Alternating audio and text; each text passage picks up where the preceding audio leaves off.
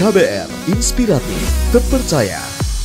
Halo Sobat Muda, sekarang kamu lagi dengerin podcast KBR X ILO, Bincang Dunia Kerja. Podcast ini kerjasama antara KBR dan International Labour Organization atau ILO. Hai Sobat Muda, sekarang kamu lagi dengerin podcast KBR X ILO, Bincang Dunia Kerja. Podcast kerjasama antara KBR dan International Labour Organization atau ILO ini mau berbagi informasi dan edukasi untuk teman-teman muda soal dunia pekerjaan.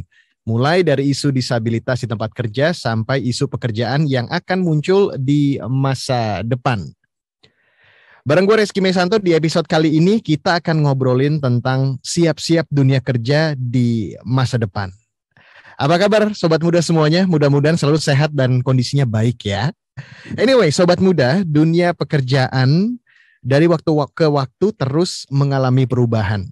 Dan jika melihat kondisi pandemi, pekerjaan yang sebagian harus dilakukan di kantor, kini bisa dilakukan di rumah. Ini semua dapat dilakukan karena kemajuan teknologi. Namun, kemajuan teknologi ternyata juga membawa mimpi buruk bagi sejumlah pekerjaan. Seperti pengerjaan produk yang dulunya dilakukan orang, kini bisa dilakukan robot. Perluasan tenaga seperti pekerja lepas juga menyebabkan perubahan tempat kerja, tenaga kerja, dan sifat pekerjaan itu sendiri. Inilah yang kita bilang masa depan pekerjaan. Berapa siap kita dengan future of work? Dan kali ini sudah hadir narasumber saya yang luar biasa di sore hari ini. Ada Pak Abdul Hakim, ini dari ILO. Selamat sore Pak Abdul. Selamat sore Mas Reski, selamat sore Mbak Fania, selamat sore para pendengar KBR, teman-teman muda. Dan ada juga Mbak Fania Santoso. Jadi ini adalah founder dari @heystartik. Halo Mbak Fania. Halo, selamat sore juga Mas Reski, Pak Abdul, dan rekan-rekan semuanya. Kabar baik ya, pasti ya? Kabar baik. Anyway, sebelum kita mulai, saya mau kasih tahu dulu kedua narasumber saya yang luar biasa kali ini. Nanti di akhir obrolan kita akan ada beberapa pertanyaan dari teman-teman yang masuk di social media. Nanti akan kita bahas. Nah, pertanyaan pertama langsung aja untuk Pak Abdul dulu mungkin. Teknologi-teknologi yang sekarang ini makin canggih kan bisa dibilang bikin hidup kita makin mudah. Tapi di sisi lain, dengan canggihnya teknologi, banyak pekerjaan yang nantinya bakal hilang dan juga banyak jenis pekerjaan baru yang bakal muncul. Apalagi ditambah karena pandemi COVID-19 ini, kita jadi berubah nih pola kerjanya. Sekarang mulai dikenal istilah work from home atau kerja dari rumah. Kira-kira nih Pak Abdul, apa nih jenis pekerjaan baru yang bakal muncul dan populer di masa depan akibat dampak pandemi ini, dan apa saja yang bakal hilang nantinya? Selamat sore Mas Rizky. Pada dasarnya sejumlah pekerjaan yang dinilai akan muncul dan akan hilang itu sudah banyak disebut oleh media, dan baik media konvensional, koran atau TV dan juga media sosial. Tapi lepas dari itu, kami di ILO pada tahun 2019 itu sudah mengeluarkan global report terkait dengan future of work di masa kerja. Jadi bagaimana keselamatan dan kesehatan kerja itu juga perlu mempersiapkan future of work, yaitu masa depan dunia kerja.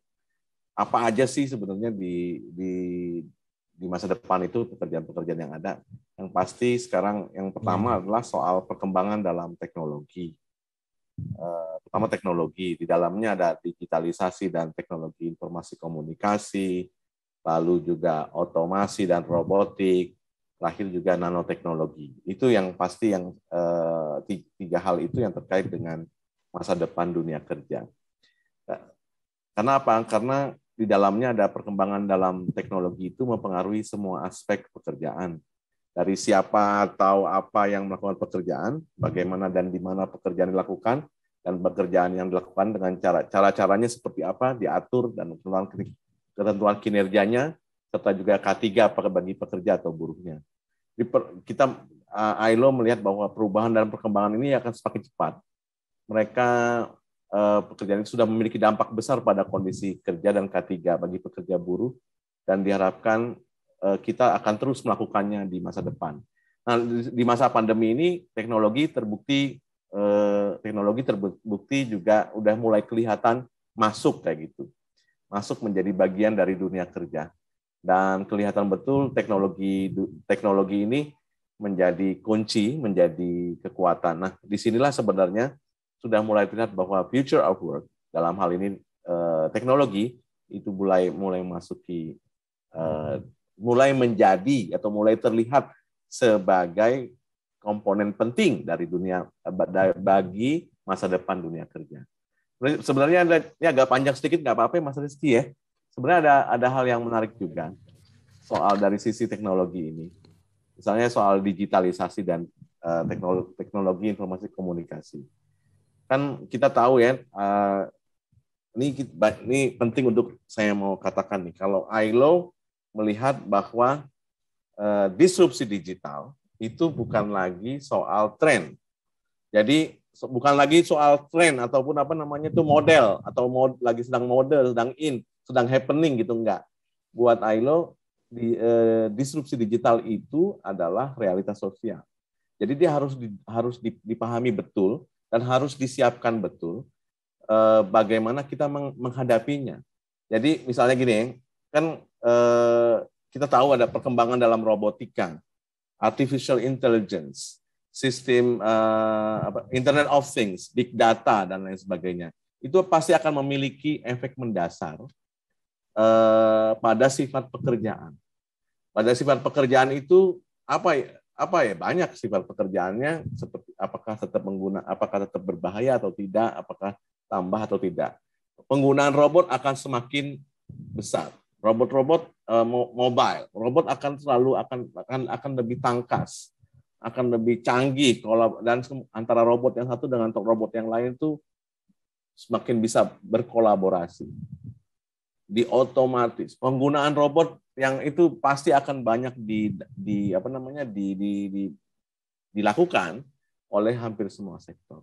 Jadi dari sisi itu dikatakan, kami meyakini betul bahwa ini masa depan dunia kerja itu sudah pasti ada, dan salah satunya adalah terkait dengan disrupsi digital dan teknologi informasi komunikasi. Kayak gitu, Mas. Jadi penggunaan robot itu pasti akan ada tuh, nggak sekarang saja, tapi nanti. Dalam apa? Dalam perawatan, dalam sektor perhotelan, pertanian, manufaktur, industri, transportasi, pertahanan, bahkan nanti bisa jadi, nanti akan ada tuh juga robot-robot dalam konteks layanan dan administrasi, lembaga-lembaga pengawasan, dan sebagainya. Jadi masa depan dunia kerja itu adalah realitas. Seperti juga disrupsi digital yang sudah menjadi realitas. Dan jika ada negara yang kemudian tidak siap, maka akan berdampak negatif pada itu. Nah, tawaran ILO adalah tetap siap, tetapi juga bagaimana kita tetap menggunakan pendekatan human-centered approach. Jadi pendekatan yang berpusat tetap pada manusia. Karena mau nggak mau, ini walaupun masa depannya banyak teknologi, sampai nanoteknologi kayak gitu, tapi tetap bahwa manusia harus jadi pusat. Caranya seperti apa? Caranya tetap mengedepankan dialog sosial, lalu juga meningkatkan atau menyediakan perlindungan sosial yang lebih baik, seperti itu. Dan juga tentu saja pekerjaan-pekerjaannya harus lebih layak. Itu Mas Rizky, pandangan pertama saya. Silakan Mas. Oke, berarti memang hadirnya robot itu memang, kalau dulu kita cuma ngeliat di film, ternyata memang cepat atau lambat akan ada di dunia nyata gitu ya Pak Abdul ya. Iya. Oke, Mbak Fania. Ini Mbak Fania kan dari Heystartik. Ini kalau saya browsing, ini adalah kayak lembaga gitu yang mendaur ulang gitu ya. Seperti itu ya Mbak Fania. Mungkin lebih lengkapnya boleh nggak diceritain Mbak Fania tentang Heystartik ini? Boleh. Jadi di Heystartik ini kami memang merupakan inovasi sosial yang mempromosikan produk fashion berkelanjutan Salah satunya lewat inovasi daur ulang dan juga pemberdayaan masyarakat. Jadi di Heystartik ini kami ingin menunjukkan bahwa produk daur ulang itu bisa loh terlihat keren, bisa terlihat fashionable, sambil di saat bersamaan kebalikannya nih, produk fashion ternyata bisa juga ramah lingkungan.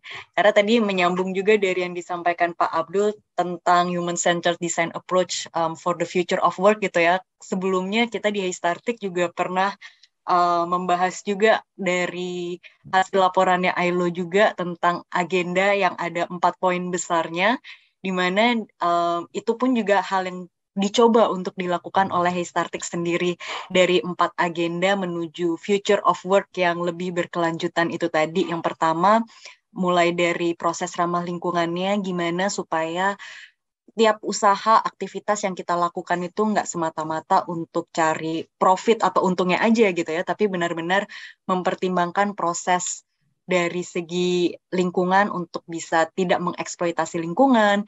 Lalu juga di poin kedua terkait kewirausahaan perempuan, di Heystartik pun kita juga melakukan pemberdayaan masyarakat yang berfokus kepada para perempuan, ibu-ibu maupun bapak-bapaknya juga ikut diajak, karena kalau kita berbicara soal pemberdayaan perempuan nggak bisa ngomongin perempuannya aja, bapaknya pun, suaminya, saudaranya itu perlu diajak untuk jadi ekosistem yang mendukung. Dan poin ketiga tentang agenda The Future of Work dari ILO itu sendiri juga tentang ekonomi informal. Jadi memang ini merupakan bagian dari apa yang dilakukan di Heystartik ya, ketika kita memberdayakan masyarakat, bekerja sama dengan mitra pengrajin, bagaimana bisa memberikan upah yang layak dan tetap tidak meninggalkan kesejahteraannya mereka. Sampai yang terakhir tadi yang sudah banyak dibahas adalah tentang digitalisasi itu sendiri. Bagaimana meskipun ini produk fashion gitu ya, tapi tetap bisa terdigitalisasi, baik itu dari segi marketingnya, brandingnya, itu harapannya bisa menjangkau lebih banyak masyarakat juga, seperti itu. Nah, kalau kita kemudian berbicara tentang future of work, ini kan kemajuan teknologi nggak bisa dipisahkan dari pekerjaan-pekerjaan masa depan. Seperti yang tadi sudah disampaikan Pak Abdul, Mbak Fania juga. Kita sempat ngobrol juga di awal bahwa kalau dulu mungkin kita ngelihat robot-robot tuh hanya sebuah film, tapi ternyata sekarang pelan-pelan akan menjadi kenyataan. Pastinya ini kan harus ada persiapan yang matang, terus juga ada mengasah skill di luar mungkin skill major kita, mungkin ada lagi yang harus diasah lagi seperti itu. Nah, kalau kita berbicara tentang persiapan, kemudian harapan, ekspektasi dan juga keraguan dari milenial maupun Gen Z sendiri. Menurut Mbak Fania sendiri bagaimana Mbak menghadapi future of work atau pekerjaan di masa depan? Mungkin saya ambil dari segi ketakutannya dulu ya, supaya nanti di endingnya cerah gitu, bahagia. Kalau untuk tantangan kendalanya itu sebenarnya menurut saya yang paling utama adalah akses. Karena ya kita semua terdigitalisasi, jadi bisa terhubung. Misalnya saat ini pun saya di Surabaya, Mas Reski mungkin di Jakarta, Pak Abdul juga, tapi kita tetap bisa ngobrol-ngobrol berkat adanya digital gitu kan, teknologi. Tapi ada teman-teman kita di daerah lain yang belum punya akses ke situ. Jangankan untuk akses internet, akses listrik, akses telepon aja itu masih susah. Jadi menurut saya ini adalah salah satu tantangan utama yang mendasar sebelum berbicara tentang future of work, basic needs-nya dulu nih yang masih perlu dikembangkan lagi untuk akhirnya mereka bisa mendapatkan kesetaraan juga hak yang seharusnya. Dan yang kedua adalah selain akses juga bagaimana edukasinya juga supaya ketika orang-orang yang di kota besar mungkin sudah terpapar ya dengan informasi, oh artificial intelligence, Internet of Things, segala macam jargon-jargon yang luar biasa kerennya dan pemanfaatannya pun bisa harapannya memudahkan proses. Tapi ya kembali lagi, edukasi ini perlu nyampe ke seluruh lapisan masyarakat gitu untuk mereka juga paham bahwa ada toh dalam tanda kutip makhluk seperti ini, ada toh peluang di masa depan seperti ini. Karena toh di balik pengembangan teknologi, di balik semua kecanggihan digital ini sebenarnya tetap ada orang di balik layar yang memikirkan itu semua, yang menjadi pola pikir strategisnya yang mengembangkan hal-hal teknis itu. Itulah mengapa edukasi itu jadi penting banget untuk tidak hanya soal informasi, tapi juga untuk punya skills, keterampilan untuk bisa berpikir strategis, berpikir kritis dan kreatif, serta punya technical skills-nya itu sendiri, misalnya untuk digital coding kah, atau untuk bisa paham rangkaiannya seperti apa, atau untuk marketingnya gimana supaya bisa lebih tepat sasaran secara digital. Sementara peluangnya adalah, keuntungannya nih kalau menurut saya pribadi, khususnya buat anak muda nih ya, para sobat pendengar KBR semua, menariknya anak muda ini dalam tanda kutip menurut saya sebagai digital native. Jadi ya mereka terlahir, tumbuh kembang besar itu di dunia digital gitu. Jadi khususnya bagi mereka yang sudah punya akses, itu merupakan suatu keuntungan karena ya mereka udah istilahnya ya sehari-hari hidup bareng digital. Jadi tinggal gimana kemampuan itu bisa diasah untuk nggak cuma jadi pengguna, tapi benar-benar pemakai yang akhirnya bisa mengambil kesempatan untuk mendapatkan sumber pendapatan dari digital misalnya, atau melakukan marketing dari dunia digital juga. Jadi hal-hal sederhana di keseharian kita pun nggak sampai di tahap se-advance bikin robot pun sebenarnya kita bisa menerapkan skill-skill digital itu untuk akhirnya bisa adaptasi dan terus keep up dengan perkembangan teknologi digital yang ada, supaya bisa membekali diri kita juga untuk di future of work. Oke, berarti memang kalau menurut Mbak Fania secara sadar atau tidak sadar sebetulnya kita ini sudah terdigitalisasi sendiri gitu ya Mbak ya. Oke, nah pertanyaan yang sama untuk Pak Abdul juga. Kira-kira kalau dari teman-teman Ailo sendiri apa sih, melihatnya bagaimana Pak? Apa yang menjadi ketakutan, harapan, ekspektasi dari teman-teman milenial dan Gen Z sendiri berkaitan dengan future of work ini? Itu sangat logis apa yang dikatakan oleh Fania tuh. Memang pertama akses ya. Akses tuh penting tuh. Jadi alhamdulillah kalau banyak anak-anak kaum muda dari kota atau teman-teman muda yang di daerah perkotaan bahkan sampai pedesaan sudah menggunakan Internet of Things, smartphone lah minimal kayak gitu.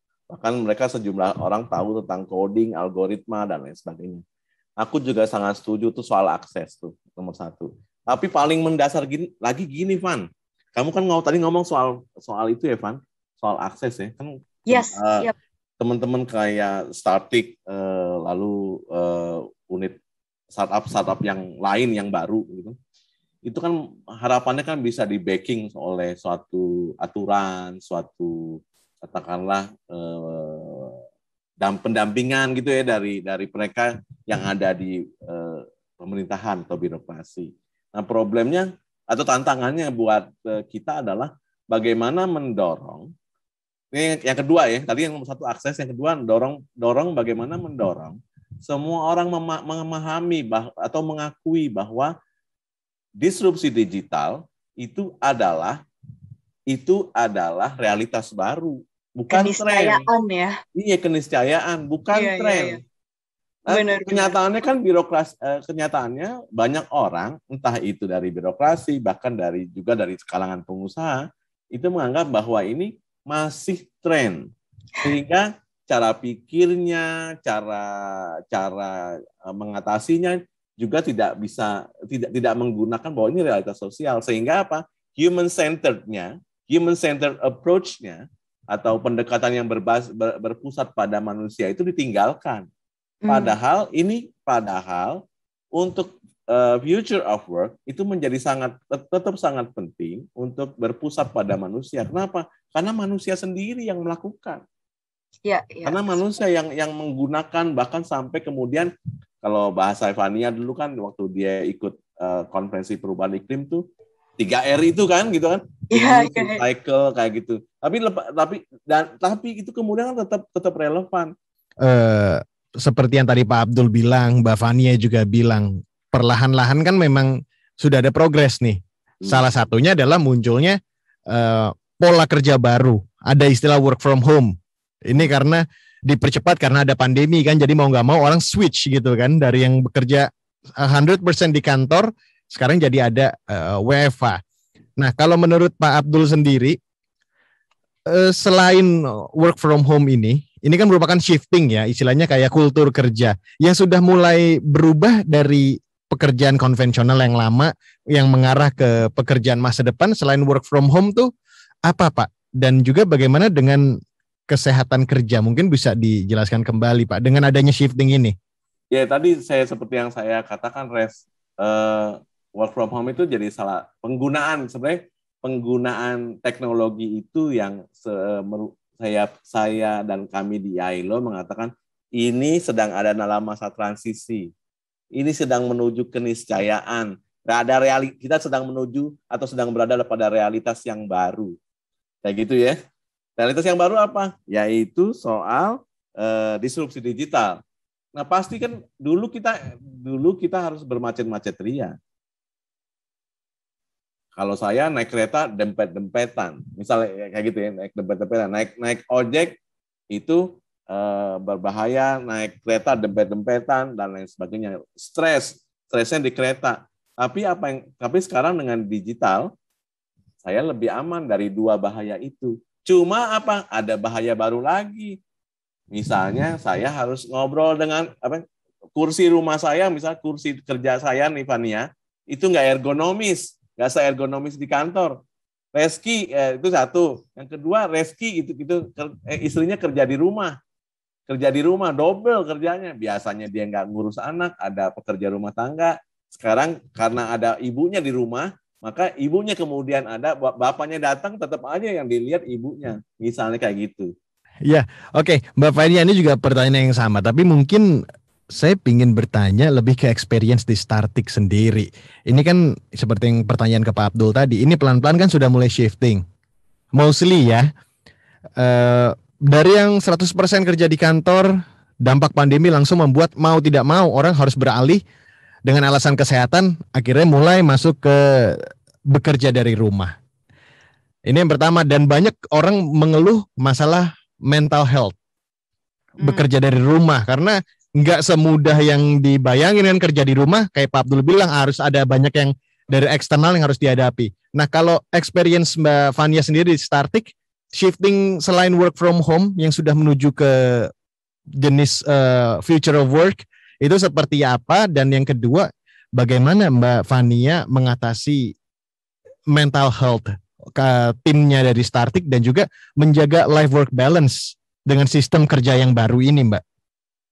Oke, wah, pertanyaannya ini sangat personal kalau menurut saya pribadi, karena emang ngerasain juga ya, dalam tanda kutip kayak hustle culture itu sangat terasa di dunia digital ini, kayak semua berlomba-lomba untuk ayo cepat gitu. Tapi di satu sisi ya penting gitu untuk kita anak muda tahu batasan, nggak cuma kayak oke, yang penting aku bisa cepat mencapai target ini. Ya, mencapai target penting, tapi di sisi lain juga kita perlu tahu batasan-batasan diri dan berani bilang tidak juga.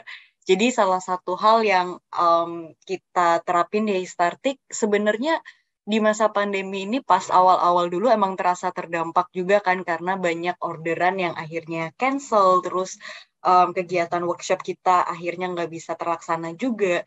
Tapi ya seperti yang Pak Abdul bilang tadi, setiap ada tantangan ada peluang, dan sebaliknya juga ya, setiap ada peluang ada tantangannya juga yang mengikuti. Jadi dari situlah akhirnya Hey Startik mencoba beradaptasi. Salah satunya ya bagaimana akhirnya timnya Hey Startik sekarang benar-benar udah nggak cuma fokus di area-area Surabaya aja, tapi juga didukung sama teman-teman tim volunteers juga yang ada dari kota-kota lain, yang mereka bisa ikut menyumbangkan kreativitasnya untuk berkontribusi di media sosial misalnya, lalu juga untuk akses di marketplace-nya, untuk bisa taruh foto-foto produk segala macamnya. Jadi di situ sangat terbantu sekali antara peran anak muda di dunia digital, terus juga kita bisa jadi terhubung dengan teman-teman yang ada di berbagai daerah yang akhirnya bisa ikut support mendukung kegiatannya di Hey Startik, dan beberapa workshop pun akhirnya kita coba fasilitasi secara online meskipun belum bisa semaksimal ketika offline dulu ya,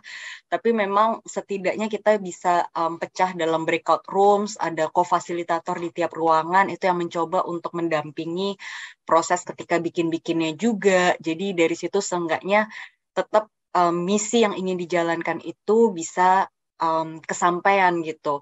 Dan dari situlah sebenarnya kayak kita banyak belajar bareng ya, dalam artian gimana sih untuk saling ingetin satu sama lain. Bahkan kalau misalnya kita lagi update di WhatsApp group gitu, lagi chat di jam-jam yang udah agak kurang wajar ya, kayak udah malam-malam gitu, itu kayak ada yang ingetin, woi tidur woi, kayak selengeannya anak muda gitu. Ya kita coba untuk saling jaga, saling ingetin bahwa ya hidup ini nggak melulu tentang kerja-kerja terus gitu yang tanpa ada istirahatnya, karena emang penting banget untuk kita tahu batasan diri itu tadi, untuk kita berani bilang enggak ketika itu udah waktunya untuk kita recharge dulu, untuk kita ambil waktu, karena kalau dipaksain juga hasilnya nggak bisa maksimal gitu, kayak malah kepaksa dan ya itu tadi sih, malah akhirnya dampaknya berkepanjangan ketika kita memaksakan sesuatu yang udah di luar batas kita, akhirnya kena ke kesehatan mental kita, jadi kita down, akhirnya produktivitas ke depannya jadi kurang terjaga juga. Jadi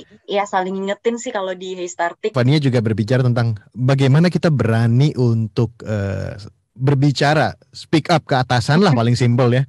Ini udah bukan jam kerja lagi nih, karena udah bukan rahasia umum ya, namanya work from home itu bisa lah buka laptop tiba-tiba meeting jam 8 ya kan. Nah, bagaimana Mbak Fania sendiri mendirect teman-teman di Startik, satu untuk menjaga mental health, menjaga yang seperti Mbak Fania bilang bahwa harus ada recharge dan segala macam. Bagaimana Mbak Fania mengatur pola kerjanya work from home, mungkin seperti apa? Boleh nggak Mbak ceritain ke kita Mbak, di Startik sendiri bagaimana Mbak? Apakah misalnya tutup laptop pokoknya jam 5 sore atau tutup laptop jam 8 udah nggak boleh ada meeting atau gimana Mbak? Sebenarnya lebih ke komunikasi sih yang kita utamain, kayak emang kadang ada beberapa kegiatan yang karena ngikut, karena ada untuk kegiatan konferensi internasional misalnya, jadi ngikut jamnya global, jadi ya mau nggak mau akhirnya buka di jam itu, tapi di saat bersamaan kita juga dalam tanda kutip kompensasikan juga, jadi misalnya besoknya boleh kayak ya udah update berkabar aja kegiatannya seperti apa, nggak harus yang kayak jam 8 pagi kita kumpul meeting gitu, enggak. Jadi kayak di kita tuh lebih, karena memang sistemnya di Hey Startik juga aku bisa bilang ini masih rintisan gitu ya, jadi masih belajar juga, dan dari situlah kayak kita lebih guyup gitu sesama tim, dan komunikasi jadi salah satu kunci keterbukaan juga untuk kayak ya nggak harus semua kayak kamu harus begini, kamu harus begitu, kayak yang penting tiap orang udah tahu job desk-nya apa dan gimana mereka bisa achieve deliverables-nya. Dan ya itu sih sebenarnya kayak lebih ke saling ngingetin aja kalau misalnya ayo meeting karena tiba-tiba ada urgent nih kayak gini gitu, oh nggak bisa karena aku ada jadwal yang ini. Nah, jadi keterbukaan itulah yang ngebantu kita untuk bisa saling jagain satu sama lain dan saling menyesuaikan gitu. Jadi nggak yang tiba-tiba top down gitu, pokoknya harus meeting jam segini karena ini penting, tapi kita bisa bagi delegasi tugas gitu. Oke, Mbak Fania, ini mungkin berhubungan juga, tadi Mbak Fania sempat sebutkan bahwa Startik ini kan masih bisa dibilang rintisan tadi yang seperti Mbak Fania bilang ya, it means kayak startup gitu ya. Ini kan dekat banget istilahnya sama milenial dan Gen Z. Nah, menurut Mbak Fania sendiri sebagai pelaku, bagaimana peranan pemerintah Indonesia sendiri untuk mempersiapkan future of work ke depannya? Dari sisi pelaku nih bagaimana Mbak? Iya, kalau menurut saya dari pemerintah sendiri memang udah banyak sekali yang memfasilitasi, mulai dari pelatihan, terus juga promosi, fasilitasi seperti itu. Jadi sebenarnya istilahnya kita benar-benar berada di lingkungan ekosistem yang cukup mendukung untuk saat ini. Bagaimana pemerintah pun nggak tutup mata dengan kemajuan digital dan kondisi pandemi ini.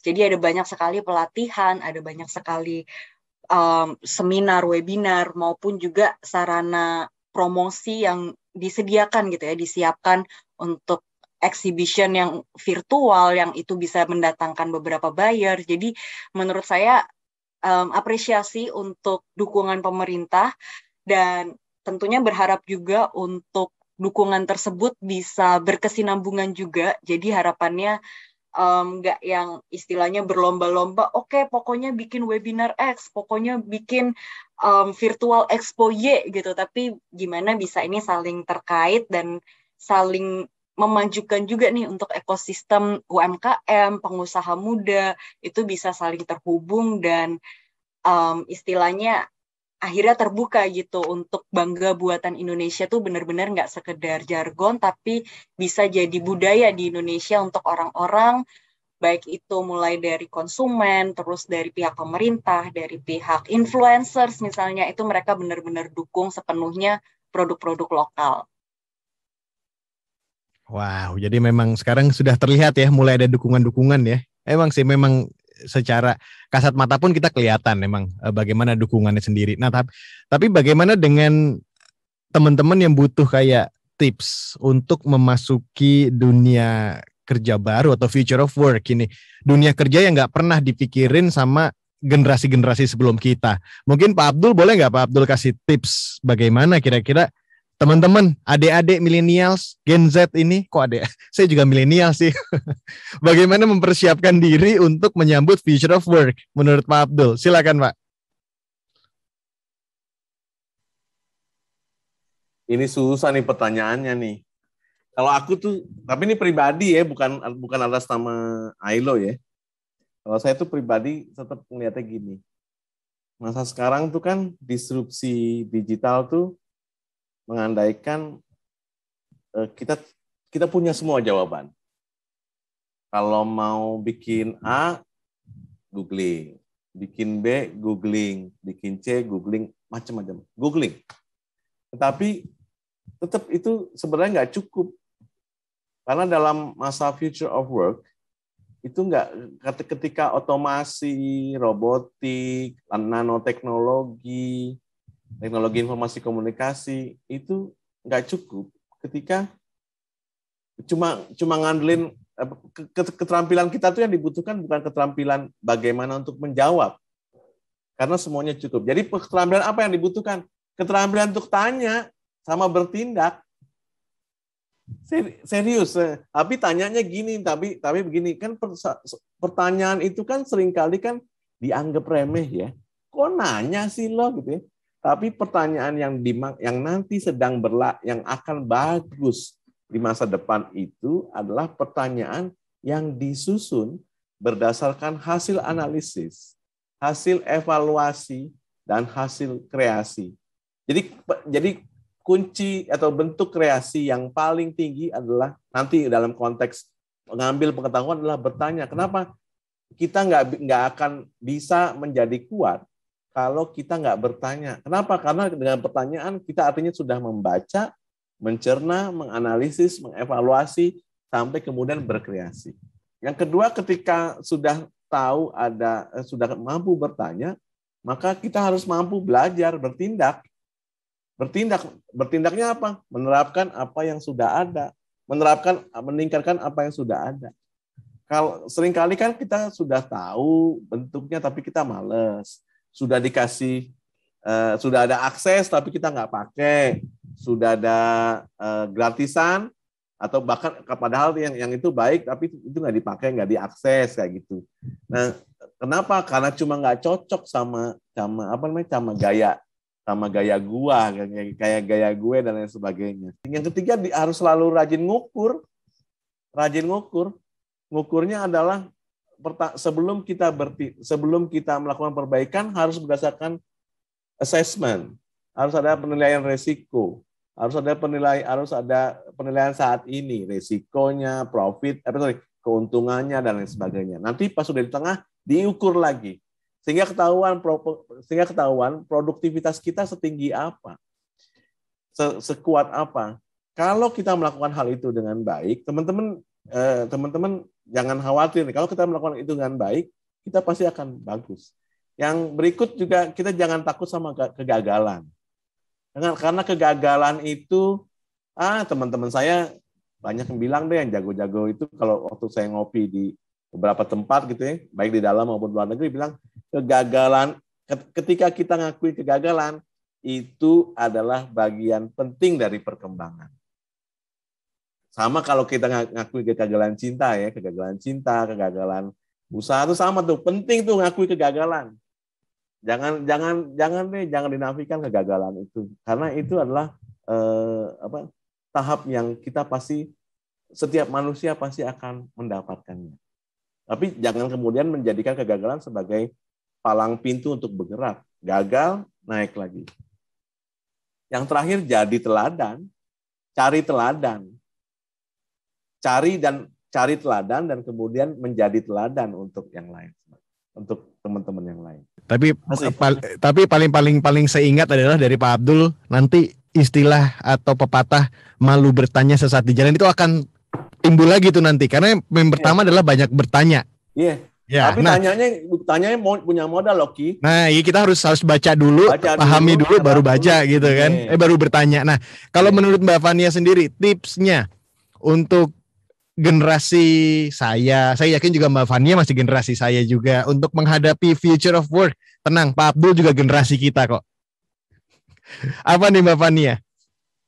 Ya, mungkin tadi udah lengkap banget saya ngedengerin dari Pak Abdul, sangat dapat insight juga dan lebih ke merangkum aja sepertinya ya. Jadi yang paling pertama tipsnya adalah tentang pentingnya kita punya empati. Kalau tadi berulang kali Pak Abdul bilang pentingnya untuk kita punya human-centered approach gitu ya, untuk kita mendesain sesuatu selalu memposisikan manusia sebagai sumbernya. Nah, penting juga nih untuk kita selalu berempati, peka melihat keadaan sekeliling kita juga gitu. Jadi dari situ kita bisa tahu ada peluang apa, ada tantangan apa. Kayak misalnya baru-baru ini dari Heystartik didukung dari pihak Bank Indonesia juga untuk program lokal Keren Jatim misalnya. Nah, kalau kitanya juga nggak tahu informasi itu, nggak cari tahu juga, kayak yang tadi Pak Abdul bilang, nggak mau tanya gitu kan, ya akhirnya informasi itu ada, tapi ya kita nggak bisa ngapa-ngapain gitu, nggak bisa berkembang.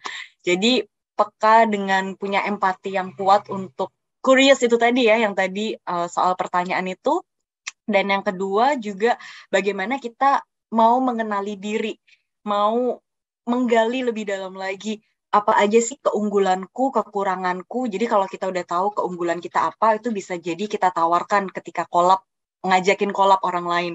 Tapi di saat bersamaan ketika kita udah tahu kekurangan kita apa, kita juga bisa mencari partner nih atau mitra yang bisa mendukung, menutupi kekurangan kita. Jadi kita nggak harus jadi yang super dalam segala bidang, tapi justru dengan punya super tim itulah akhirnya kita bisa bikin terobosan yang bermakna. Pandemi udah jadi langkah awalnya.